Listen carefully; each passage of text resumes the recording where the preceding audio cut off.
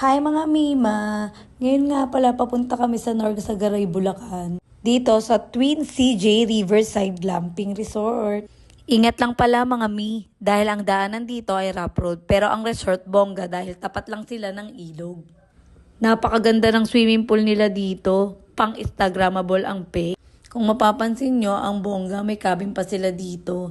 At ang swimming pool, grabe, napakalaki at ang linaw ng tubig. Kaya ito, nag-umpisa na kami maligo. Yung swimming pool pala nila dito, 4 feet to 6 feet ang lalim, kaya safe na safe sa mga bata. At meron din pala silang jacuzzi. Grabe, sarap maligo, tuwan-tuwa mga anak ko. Sobrang sayang maligo dito dahil overlooking, marerelax ka talaga.